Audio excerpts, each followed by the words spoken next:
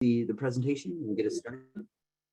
Absolutely. Thanks, Ed. Hello, all. Thank you for having us to your kitchens, living rooms, and offices for the latest update of the Brookhaven City Center Master Plan work session, public work session. My name is Chris Mutter. I'm a partner with HGOR, the landscape architects and land planners engaged in this endeavor. And with me is our project manager, Meg Roby, and we've got two of our partners with Sycamore Consulting, Jen and Ed, who are here going to help facilitate and feed questions. I'll just real quickly, in summary, what we're going to be doing here tonight is taking you all through a brief summary of kind of what we've heard, where we've been, what we're at, and what we're cooking on right now in the process, and then really open it up to the floor, to the audience to field questions and whatnot.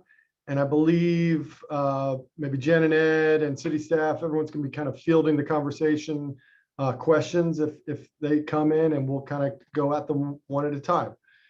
If we're not in the hour and a half able to get through all of the questions, we will aim to respond to them via email through the city tomorrow or post haste. Okay, so with that, I'll dive into it. I'm going to share my screen. Give me just a second to pull up and we'll set off. Let's see. One. All right.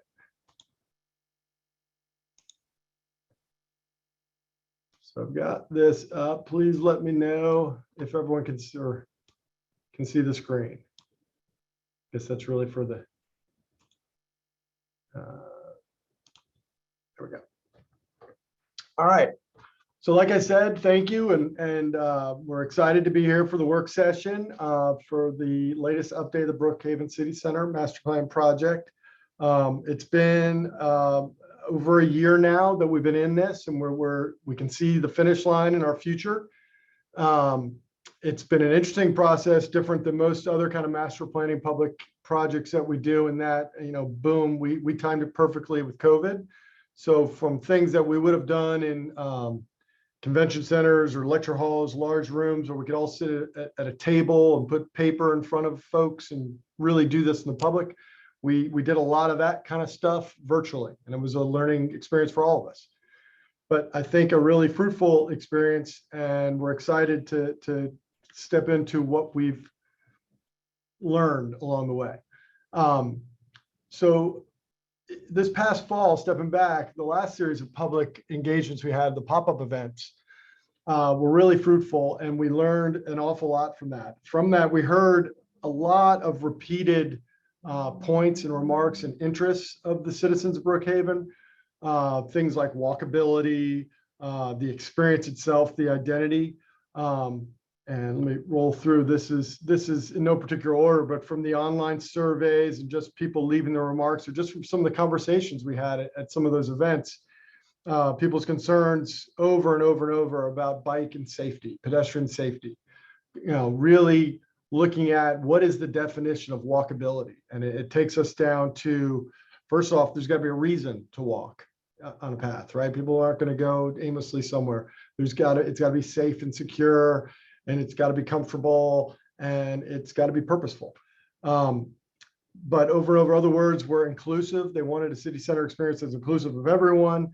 Open space was a theme that was repeated time and time again, a drum that was just hit over and over. And then identity, a feeling of something that is Brookhaven, authentic to Brookhaven and inclusive of everyone of Brookhaven.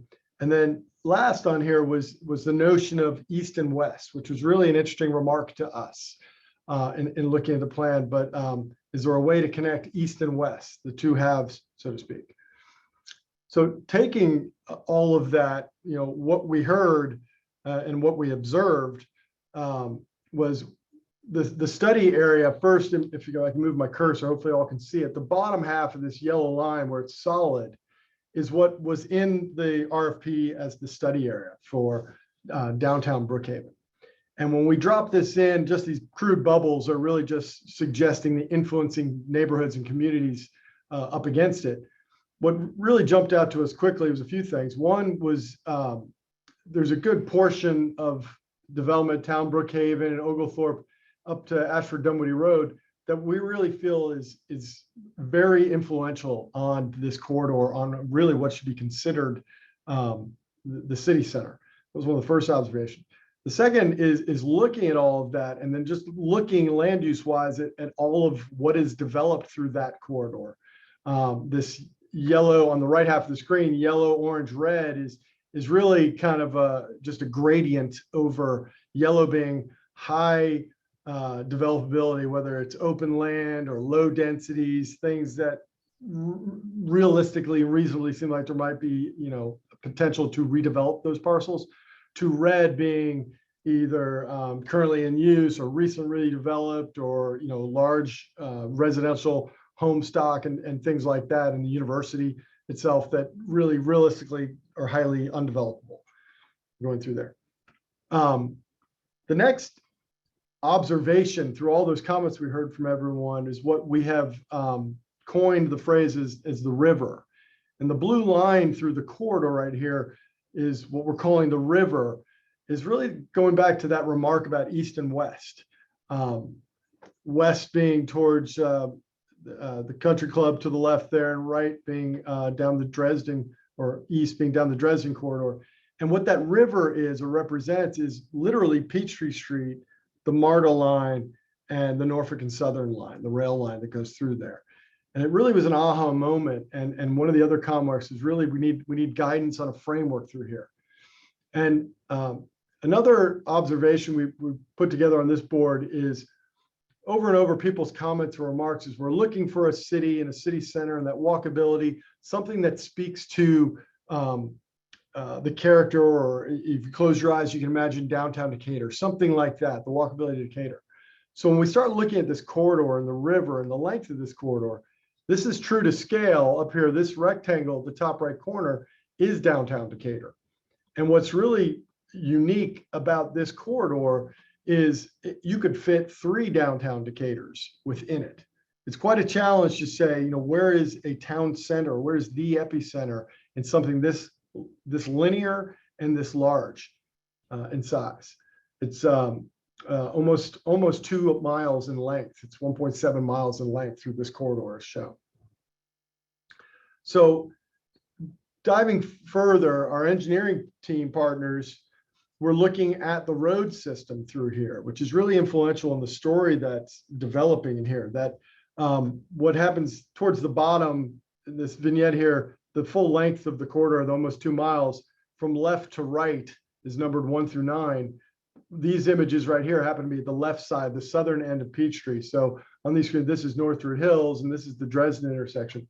What this really says is it starts to look at the inefficient lane system that goes through the heart of this corridor and the variable road width system that goes through here, as well as what's interesting, the road data. This is 2021, actually. We were lucky. We were concerned when we went to do this that we wouldn't get something older, but this is 221 and just predates the COVID period, which is important. And it shows that south of the corridor, there's 41,000 plus cars a day going through the corridor. But when you get through that Dresden intersection, it actually steps down to 32,000.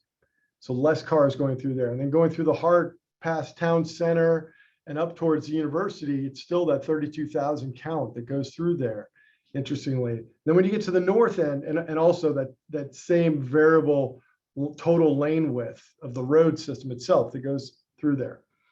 And then when you get to the north end towards Ashford Dunwoody, it steps down to a 5-lane road, 2 northbound, 2 southbound, and a turn lane through the corridor, almost all the way to 285. And again, the interesting thing is that the number jumps up through that corridor. So on a 5-lane system, it carries a higher number than really is being measured that's going through the heart of the system every day. So with all of that, we started to think about, well, if north and south of here, the road systems have been engineered to work with a 5-lane width road, we wanted to study that total lane width and the right of way that's in there.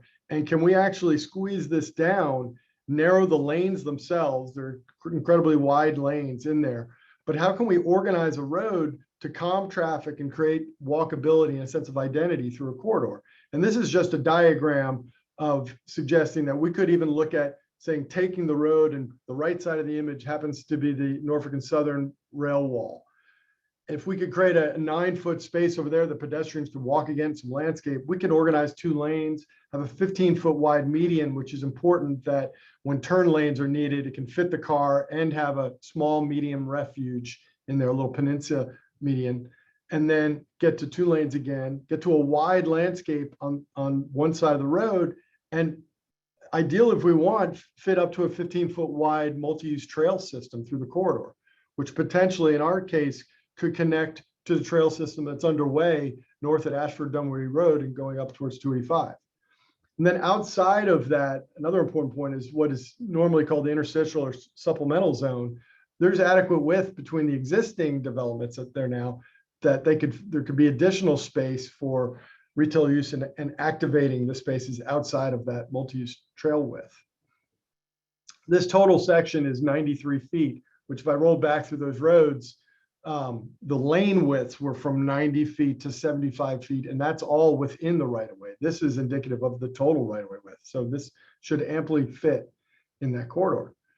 So then in looking at the corridor and thinking about starting to create a framework or armature that also could be built around, we first started to look at where the crossing points are today from that river. The red bars indicate the 4 existing crossing points. 3 are bunched together at the south, centered on North Druid Hills and then Dresden, and then all the way up north of Ashford Dunwoody Road. And if you were to live by this yellow dot today, it's a 1.5 mile drive to go up and under and around to get to town Brookhaven. Similarly, if you lived over by Apple Valley and go down to Dresden to get up towards town Brookhaven, it's a similar 1 mile drive to get there. So we were looking at the potentials to help the corridor and help the walk in connecting east to west. Can we realistically look at creating crossing points? Crossing can be over or under, but realistic crossing points to get over, I'll just say, or through over that river that we're doing. And literally from this dot to town Brookhaven in the back there, it takes a 1.5 mile walk down to just over a 1/4 mile, 25% of that in distance, which, a 1/4 mile is what's referred to in walkability as a 5-minute walk. That seems amazing, throwing my kids in the car and going over here and get to there, as opposed to, hey guys, let's get out and go and walk and cross. Seems like a real achievable goal.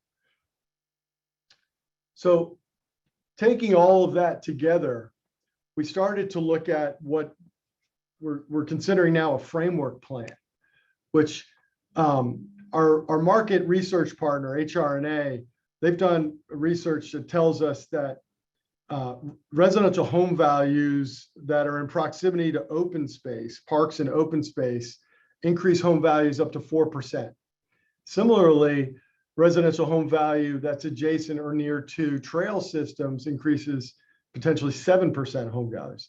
And interestingly, when you have both conditions, it's almost additive. It's about 10% potential home value increases when those 2 considerations are combined. So in our framework plan, what we're looking to achieve is looking at those potential developable areas. What are open or undeveloped areas where we can organize a road system and improve the crossing points to the road and create realistic open space that doesn't exist today, that potential developments can be organized around. This framework plan in red here, and these circles are suggesting 9 potential open spaces that this framework can be organized around. And in the middle right here, organizing with town Brookhaven and coming over towards Apple Valley is one of those crossing points. And further at the southern end of the Apple Valley corridor, getting to a second one of those crossing points of the river. And then last, we wanted to bring a draft of where we're at developing the master plan updates in here. And what this framework plan is about is really identifying and looking at the code. And if we can find observations in the code for part of our task is analyzing the code and what can be written, rewritten, changed, added that can help the idea of illustrating a guide for future developments to purposefully be built along this armature. That it's a plan that can be handed, that future development can be guided around and organized around, and funding mechanisms can be put in place to help the funding of this infrastructure to make this mechanism. Our ultimate report will include some of those ideas and suggestions that HRNA, is developing for those funding mechanisms. So that's a high level overview of a summary of where we're at today. And I like to throw it out so Meg and I can answer any specific questions folks might have of what we've just said. So Chris and Meg, thanks for the presentation. We do have a couple of questions right off the bat, excuse me, regarding the Peachtree kind of proposals. The first question asks, is the multi-use trail on the rail side? It's important not to have, actually they both kind of address the same issue. Is the multi-use trail that's being proposed on the side of the rail corridor? It's important to not have all of the curb cuts if you're thinking about cyclists and pedestrians walking through a place that might have a lot of potential vehicle conflicts. Right. What that section was showing is that it fits within that corridor. Ultimately, it could be vetted whether it were east or west. Experientially, we were thinking about it like something like the Indianapolis Heritage Trail. That's a built project in Indianapolis that really goes through a developed corridor similar to this. And it is a protected trail from a road system. It does have crossing points in it, but there's mechanisms for bike and pedestrian safety to handle that. And it has to do with the adjacency of the system to the travel lanes and whatnot. But I think that either side, the solution can be found. Yeah, I'd just like to add that I think our design team, while thinking it could be either on the east or west, our vision was seeing it more on the west side, and thinking of these development blocks as more consolidated and minimizing the amount of curb cuts that are out there right now, because I think we can all agree that the condition that is there now wouldn't work with this multi-use path. But in the grand scheme of this framework plan, those curb cuts would be minimized, and then you could have an activated edge along this multi-use path where people can walk and stop at restaurants or shops along the way. And then the east side path would be more of a pedestrian way for people who are accessing those MARTA stops on the east side, where we right now are seeing a lot of desire paths worn into the grass between the train wall and the curb. Thanks, Meg.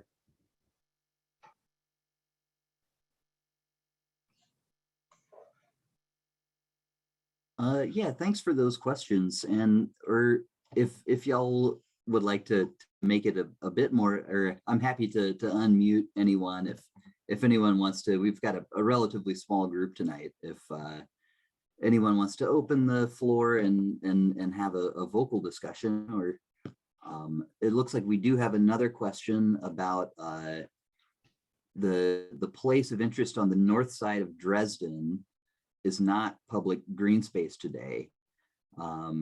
And the understanding is that this point of interest is already approved to become a large apartment complex. Can either Chris or Patrice or Linda from the city comment on this space? I guess it would help Mr. I think we're talking about this right here. Yes. And I believe so. Yeah. if there is a project in the works that, that would tick something from the yellow color to the red color pretty fast in there. We, HGOR, we're not aware that were the case. Is that on, I'm sorry, your map is small on my computer, but is that on Dresden Road? Yes, it is. We do have where the tag office is, we have a current, I don't know if the LDP, I don't think the LDP has been issued yet, but where the existing tag office is, we do have a apartment or mixed use complex going in. Mm-hmm. Okay. Where I think you have that circle on the green area. And Drew, or I can't remember, I think Drew's handling the LDP, so he can probably update where we are with it. Good. The LDP is still in review, but there will be, I believe it's 15% of the site will be open space areas that will be available to public access. And it'll be similar to the mixed use across the street where Verde and Kaleidoscope, I think Kaleidoscope's over there. It's a similar design to that. And I think there's some townhome units on the backside, on the Caldwell side as well. Great.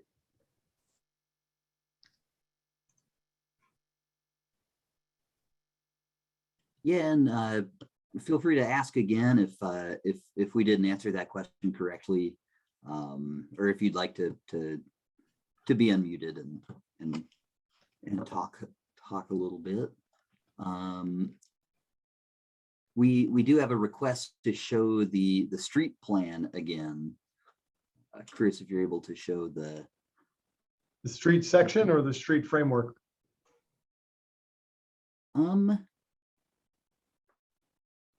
I just see street plan. Mark, if this is not what you're looking for, let us know.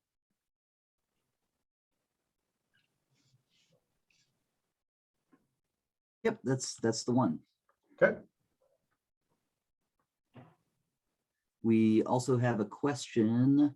Can you clarify if you are proposing to reduce the number of car lanes north-south on Peachtree and or make them narrower to add the median buffer and the displayed walking paths? Right. The short answer is it would be both to do this. That today the road was engineered long ago and it has lane widths that aren't in the playbook that GDOT applies to roads that are updated currently. So it's very common if you go down into Buckhead, just south here, the phase 1 through 3 of the Buckhead streetscape, which we worked on, that actually in cases that has 10 and 11 foot lane widths in here. And that project was exactly part of what we're suggesting here, that it gave what I'd call a road diet, took it. And if I if I roll back for a second, oop, I'm going the wrong way, to just in here in the middle of the space that you see, in some cases 7 lanes, in other cases 6 lane widths. It's just that variable width. We definitely, in this idea would be saying we would want to take from that, take some of that inefficiency away.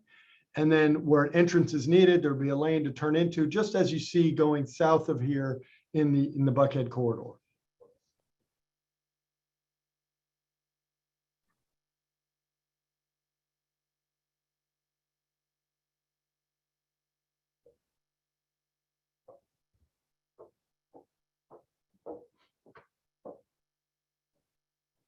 Sorry, I was on mute there.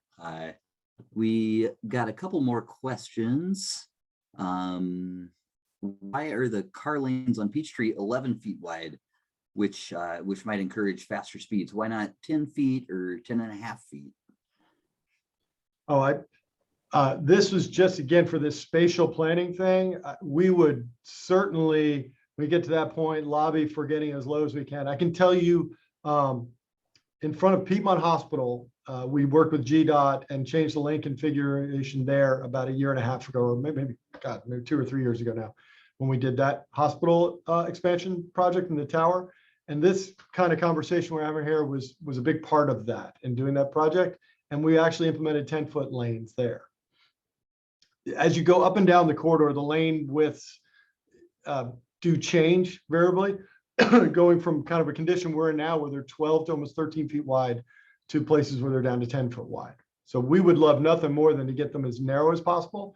That is proven science that slows a car down and promotes everything we want to see, right? That helps foster walkability and safety in the corridor.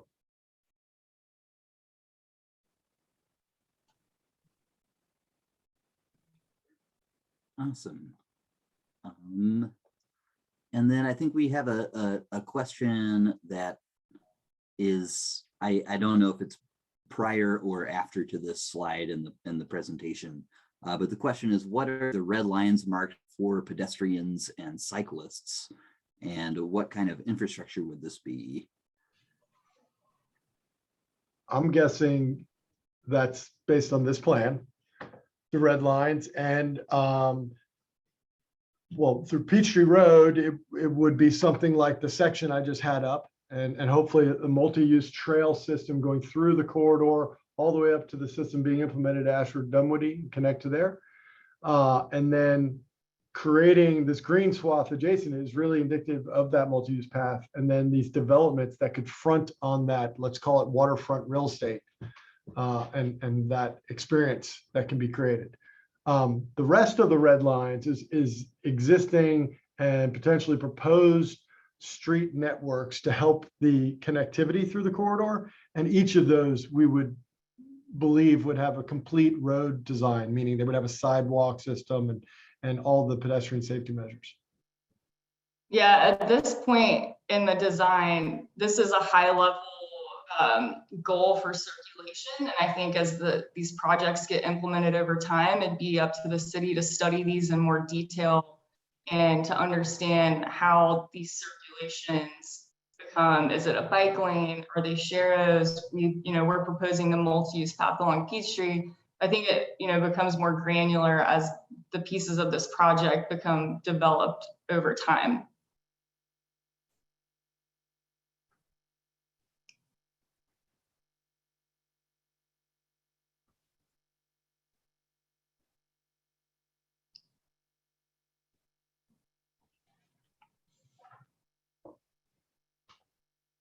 Ed, you're still muted. Oh, Thank you. Appreciate that. We do have another question. Someone loves the idea of the river on Peachtree with multi-use paths.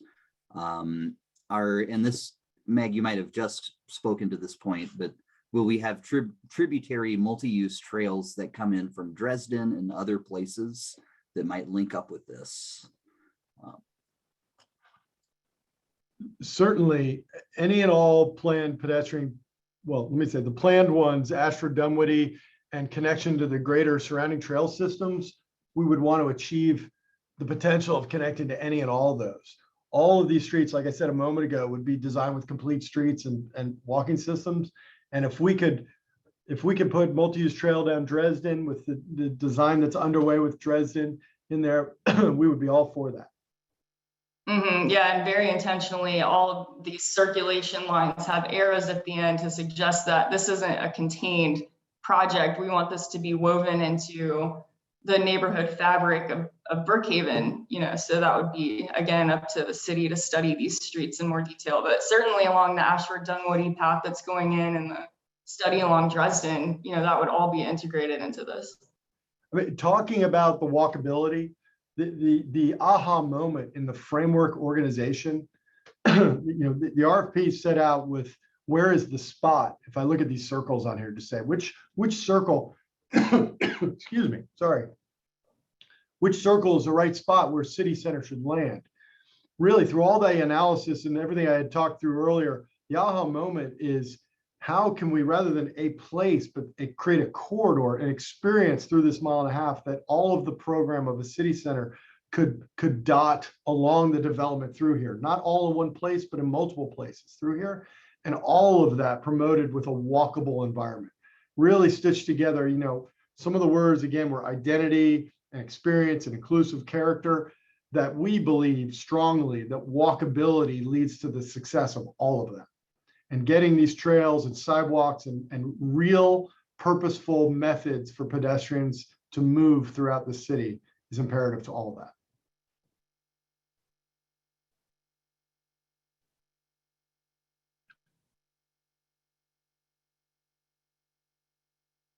All right, and I believe we have a question about this very map that you have up on the screen about the yellow rectangular block on the east side of Peachtree. If this were turned into retail commercial, how would cars access this area? So that is, I believe, that Apple Valley kind of corridor north of Dresden. Through Dresden and Apple Valley. And then what's suggested in here is the extension of Apple Valley through that yellow rectangle, the red line, to the future crossing street. Now, the river crossings would have to be explored both under and above.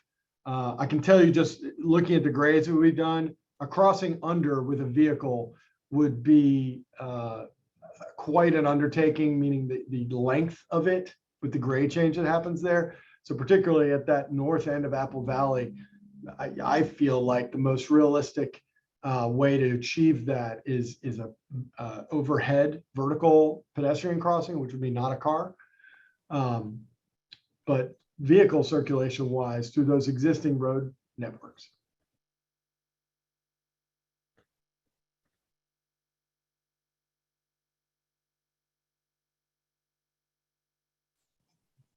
All right, and yeah, let us know if we're not fully answering any of the questions that you're asking, and thank you so much for your participation and your time. So the next question asks about traffic at rush hour. How would traffic at rush hour get impacted with this new lane structure? Sure. So first and foremost, with this, to implement a framework plan, changing any road systems, all of the intersections would get engineered and studied and light and sequenced, and that's all imperative to all this. But really, the kind of the key element to this, to moving traffic. First of all, GDOT's two main concerns is mainline flow and safety. So nothing will be done that would disrupt mainline flow. That wouldn't get through GDOT in doing that. But through the case of what exists above us and what's been enacted below us, it seems very reasonable that they would be successful in doing this. But what keeps the traffic flowing through here is getting rid of the inefficiencies. Part of the traffic that we see during this corridor is because of those inefficiencies, not truly because of the vehicle demand or count, as traffic engineers use in the area. It's about the inefficiency. The movements of cars through the corridor can disrupt significantly. Just one little thing can have quite a shadow or wake behind it. So if we take those inefficiencies out of it and allow the flow to maintain at itself, it should maintain a positive flow like north and south of this corridor do. Yeah, another component of that too is while we realize that flow through traffic, commuters, they're always going to be there, but the idea of creating a more walkable network would ideally minimize local traffic. People who would have gotten in their car to get from the east side of Peachtree Road to drive over to town Brookhaven would now have the opportunity to cross on foot or on bike. So, that's really aiming to keep local traffic, in their cars less than they would now. Thank you. That's a drum I should have beat harder earlier. And if we're successful in the idea of the crossings, and if we can cross the river in multiple times, Meg's exactly right. Part of what the improvement will be is theoretically we should be taking more cars off these counts. That if we can make that quarter-mile walk for a family to get to town Brookhaven, that's going to lessen the car load that's going through the corridor.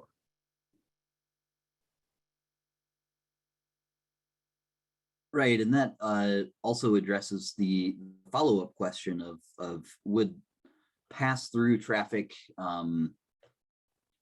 be somehow rerouted? I guess the question of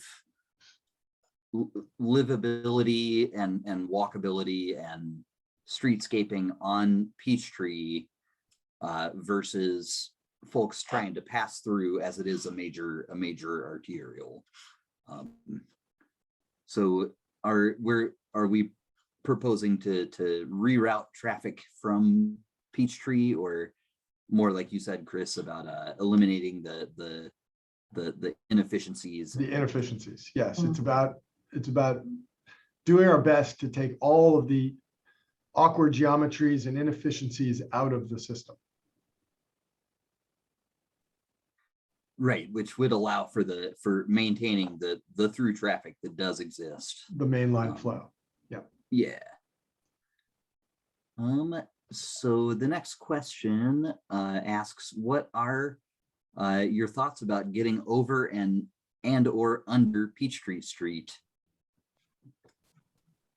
Sure. I mean, it's, you know, once this master framework plan is adopted, that's a step in the process, right? That's just where just shouldn't be used, but that's going through the process of permitting and acceptance of getting over and around MARTA, Norfolk and Southern's lines, but it's been done in other cities and other places, and it's just a step in a permitting process. Now, none of those, typically those are lengthy permits. That's a year, you know, to get that kind of thing done. It's not a next week kind of thing, but it is an achievable, realistic application.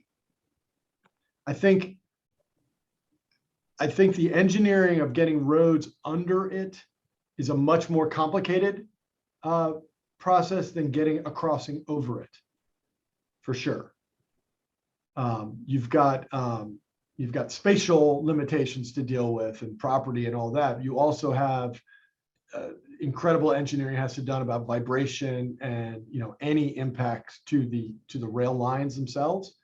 And that's a whole other set of hurdles. Yeah, and something else, you know, to think about is, you know, how safe does it feel to cross?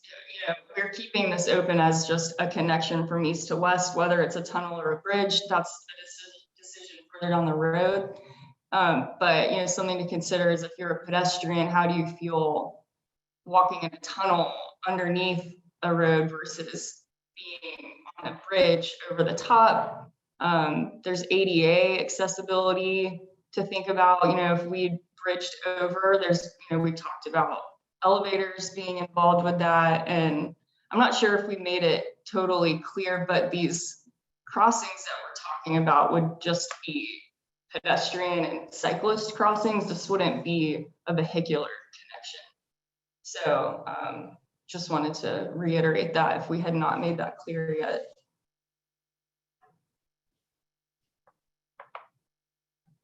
Awesome.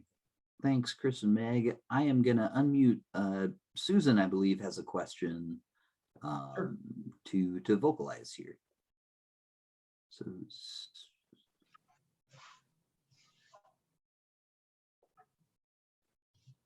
forgive me if I'm mistaken,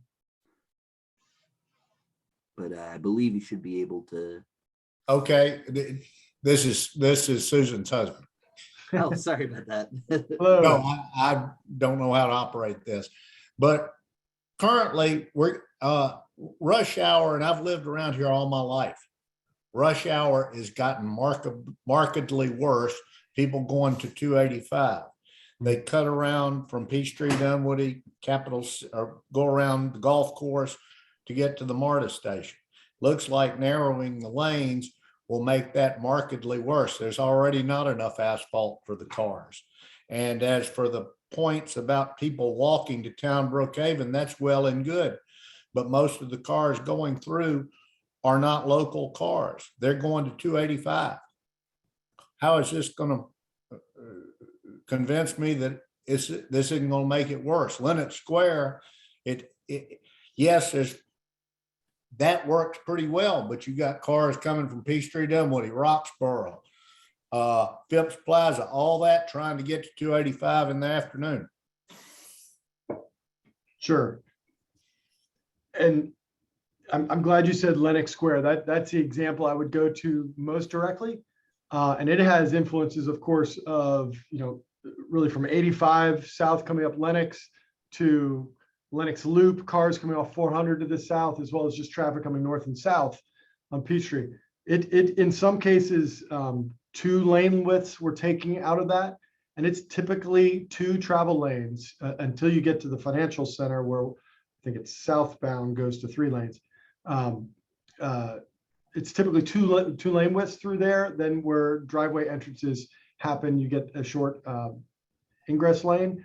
It seems counterintuitive, but the engineering works, and it makes car travel consistent and less stop and go, and the system flows through more efficiently.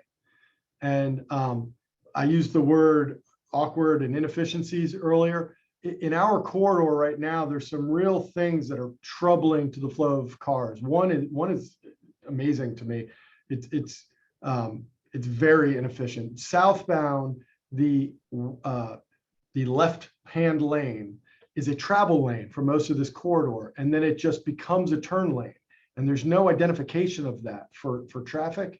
And I commute through here myself, so I see it. And it becomes a disruptive measure to the system. And this is just one example, but people stay in that lane too long. They get caught in the turn lane and it starts to stack up too far. And and then you have the cars moving over, and it's disruptive to multiple lanes going through the corner. That's one thing that if GDOT set out to draw this road today, that kind of inefficiency wouldn't be, on the blueprint of how to do it. And taking those oddities out of the road would maintain the flow of traffic much more consistently and efficiently.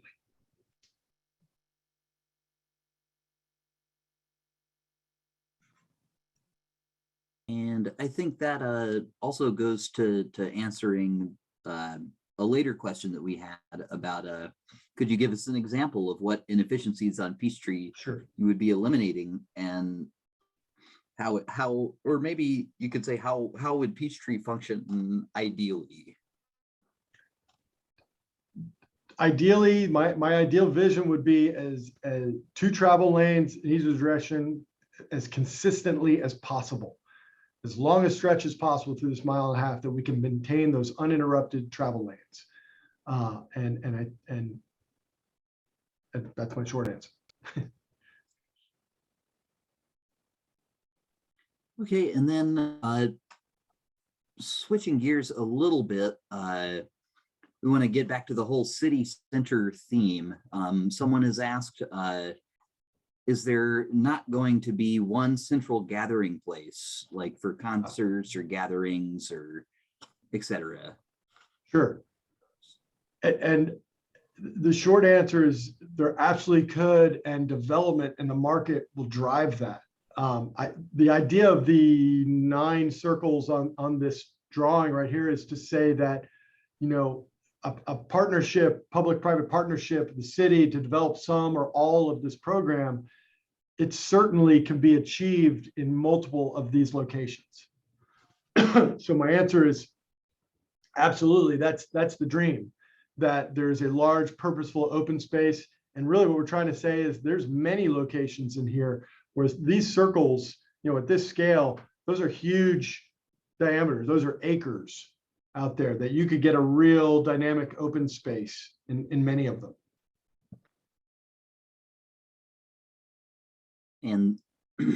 And also to kind of reiterate the idea of nodes of activity that has been mentioned, that while there isn't one completely central, this is the central space area, there can be multiple ones that are connected through some of the various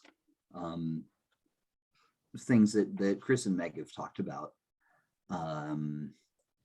Another question we've got, involves implementation. So someone has asked, what is a realistic timeline for this plan to be implemented? And what state permissions, i.e. GDOT, are needed to get this approved? Sure. So it's two, let me answer one of those at a time, two different kind of subjects in there. Timeline wise, I believe the idea of the framework and creating an armature that private development can be identified and realized, I think maximizes the speed potential which this kind of thing could be achieved. As one super development, like a 200-acre kind of whatever hospital or master plan, that's a thing that you would say a master plan is a 20-year build out kind of doing. But breaking this into manageable chunks and pieces potentially, I think could really speed up the progress and the implementation and the success of many of these things. So that's the timeline answer. Some of the permitting or just kind of hurdles and steps, there's GDOT, and that's a process to itself that I would estimate, is kind of a year and a half kind of through the PPP program of to get through that if you're really making road changes. Any agreements and easements with MARTA and Norfolk and Southern, again, similarly, that's a permanent process. But these things are not on top of each other. They're not cumulative. They can be simultaneous tracks going on at the same time. So it's not like I've got 1 year and a half step, then I've got another year and a half step, so I spent 3 years. They can be happening simultaneously. Off the top of my head, really those are the big hurdles, I'd say, the biggest hurdles. Of course, if I can point to any one of these where, I'll move my cursor right in the middle, the largest swath. Let's just say this undertaking right there. Another kind of part of the process is the public outreach of development. Going to the NPUs and going through that process of a project is born, it goes through the city process, and it goes through this public process, and just like every other project works through that. I hope that gives some understanding of that answer. Yeah, and we have market analysts on our team that are, going to go through, and they're helping us right now look at implementation funding and, how pieces of land can be acquired by the city. And, we will present this to the city in March for them to adopt. And then, I'd say it's what the city makes of it as far as getting these developments underway.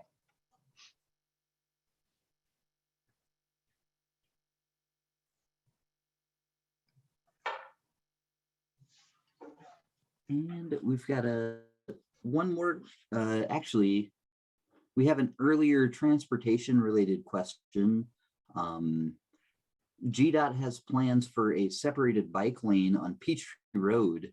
How would this plan either change it, or is there a possibility to keep a separated bike lane in the plan?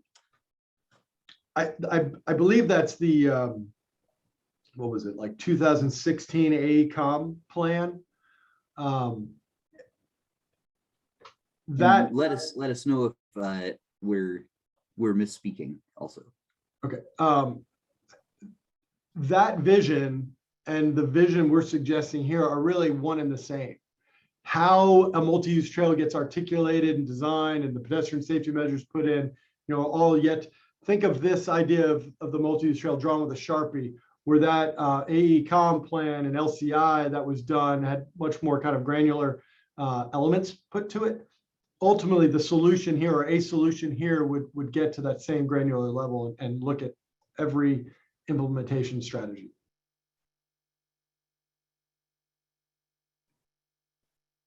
Thank you, Chris. Yeah, we also have a comment that the center turn lane on Peachtree is very dangerous with all of the driveway entrances. So I think that the plans that you showed for adding kind of the landscaped median and making more sensible use of the space that is already there definitely makes a lot of sense. And we have one final question. Have you seen success in the past with similar cities using a linear village concept as opposed to focusing on creating a more centralized downtown? Are you concerned that the villages may be too far apart from north to south to be a walkable experience? I'll pass that on. I don't believe that a mile walk through a corridor of a village is not seen all over the place. I grew up in a town with a hamlet in Huntington, New York, that had, just because I play in Google Earth, had a 3/4 mile downtown village that walked in it. And so I'm trying to think, I'm on the spot really fast. I'm trying to think of a city that I'm aware of that has been redeveloped with this, linear village kind of experience. And one does not come to mind right off the bat, but I can picture being in many places across America where it's not one square block or 4 blocks, that's the downtown. You're passing through the town and the village as you're driving through it. This is not a good comparison or a literal comparison, but you could look at something like Avalon and say the experience of Avalon is like going through a town or a small village or a hamlet, and it's a linear progression. And I don't know off the top of my head the length, east to west across that, but I'm going to guess it's a 1/2 mile, maybe even a little more, to get from one end to the other. And it's walkable and can get there. Meg, I'm going to throw it out at you. Can you think of a town to compare against? On a smaller scale, within even the city of Atlanta, I think about the Virginia Highlands neighborhood. To me, feels like a very north-south corridor right there along North Highland. I know that's a smaller neighborhood feel, but it's the same idea of a very linear corridor with adjacent residential on either side of it. And you have the pocket of commercial down on the south end, kind of by the Ponce and North Highland intersection, and then that stretches all the way up to the intersection with Fontaine's at North Highland in Virginia.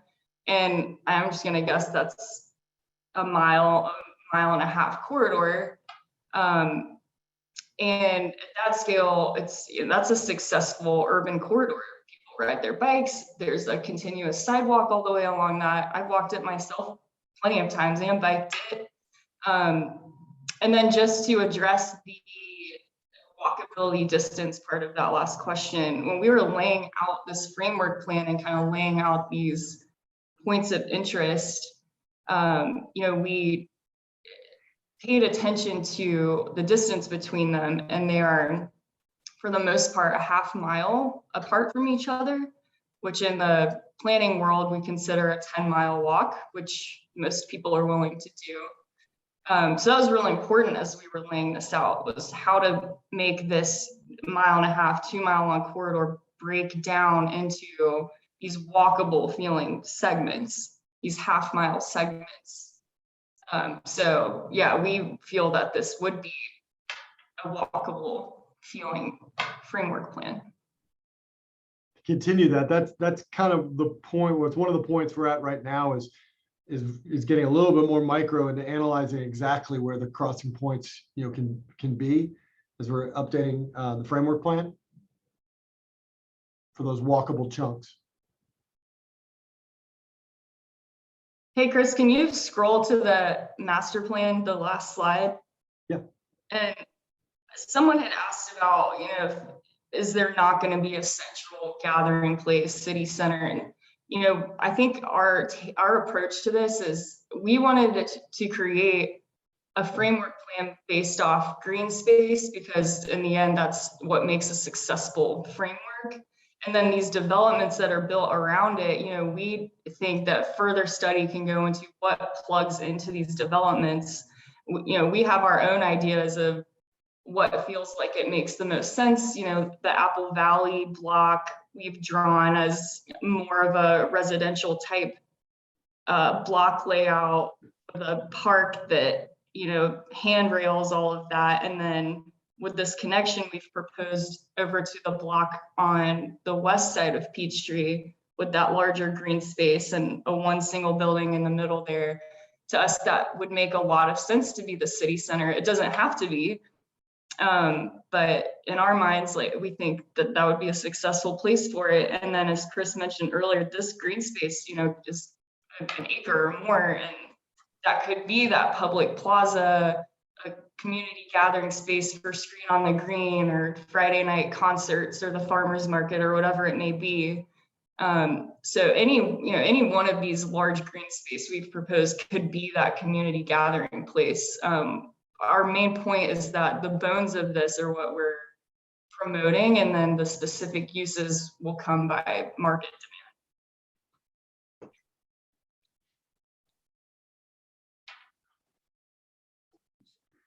Thank you, Meg. I think we might have a potential example of a kind of a longer, narrower, walkable access concept. Could the Riverwalk in San Antonio be an example Sure. of a long and narrow walkable access to many venues? I think I love that example, because it's also one that a framework was created and a ton of really purposeful and successful development was built upon.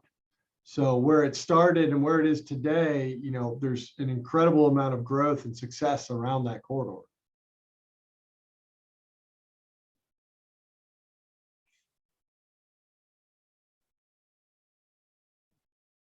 Yeah, Oklahoma City is another one that comes to mind now that we mentioned San Antonio. Another very linear, that's also built along a river, but it's a very linear type corridor with that long stretch of commercial, that kind of activated edge there.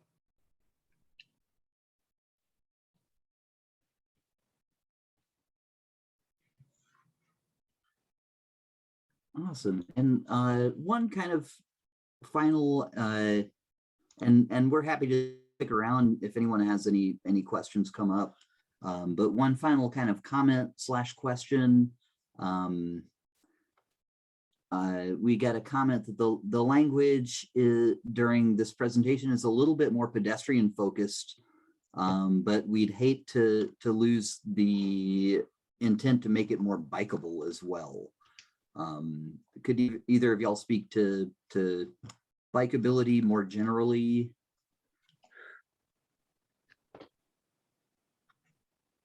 Meg, you want to jump in?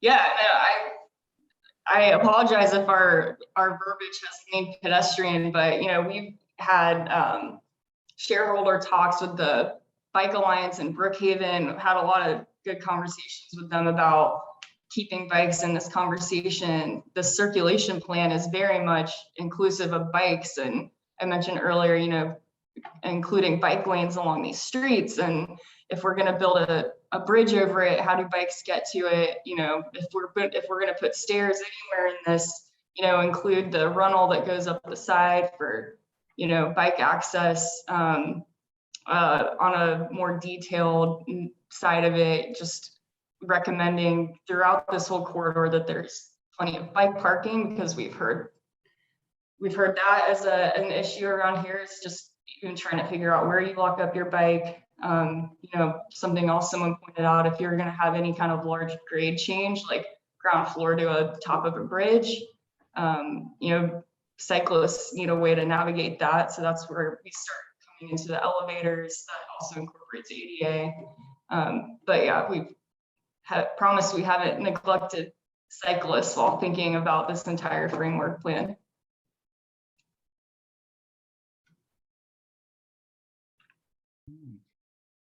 Awesome. Thanks, Meg, for the pro bike clarification. One final question, I believe. Will we wind up with net more or less green space? Would either of you care to speak to green space impacts? The quick answer is a net gain. That this idea is creating green space where green space doesn't exist today is part of what this frame is, both along the road corridors themselves as well as in some of these potential development areas. Yeah, and part of the call outs on this plan, the one that Chris has up now, the darker green is our recommendation to revitalize existing green space. So that, that southern stretch, I think that's called Fernwood Park along Apple Valley right now. There's a lot of potential right there for that to be rehabilitated, so some of this is just improving what's already there. The rest of that green space, is taking the green space that you guys already have and kind of distributing it around to create more access to it and a little bit more of an activated edge and more multi-use purpose as well.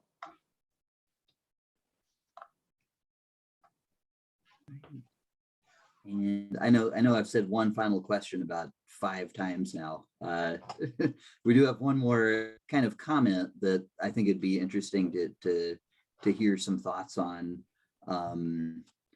Pedestrian bridges can be difficult to use and can become dead or dangerous spaces if not frequently used. Do y'all have any ideas on how to, or examples of like successful pedestrian bridges that are appropriately safe and are attractive for folks to use? Yeah, I think because it's really new. Just north of here in Peachtree Corners, there's a good example of one that I believe there's been some good design thought to. I can tell you in our philosophy, our belief is the perception of an experience is everything in its successfulness. If we don't make it intuitively clear and clean and safe means any person, man, woman, or child that stands in there feels safe to go through that corridor and it's clear and intuitive, then it's not successful. They won't use it. A tunnel under a road, a long linear tunnel can be I can think of examples. There's one down in Morrow that I've seen that, I don't think it's something that my wife and kids would voluntarily walk through. And many people would say the same thing. So if we're going to go any avenue we go in this subject, our mission would be propose a framework of one that is the safest and most secure and most intuitive. And then I take it a couple steps further. The reason I pointed to Peachtree Corners, it can be a system that creates identity and character. Some of the things were the words that we'd heard was make an identity for the corridor and the city. And these things can be literally, you can think of it like a sign. You've arrived in Brookhaven when you get to a crossing and you see this element, this architecture, this experience. And then once development is built upon it and against it and around it, and you see it activated, I think it can really be an identity for the city.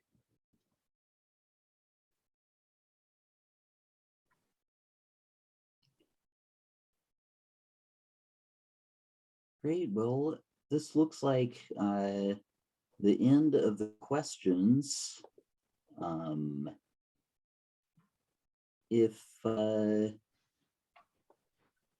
If anyone has any final comments or questions, feel free to jump in.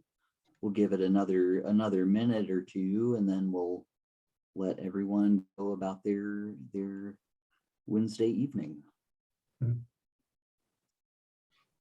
Okay, we have another question, which is an excellent and relevant question. Can you talk through the next steps in this process? Yes, thank you.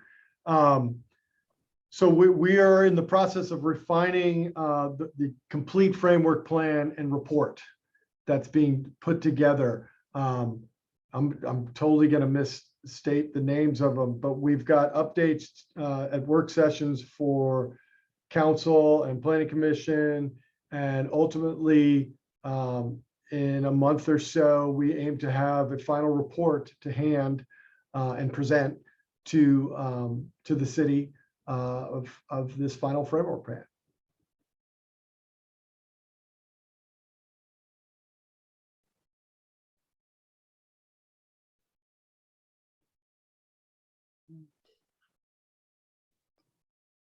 Well, thank you, Chris.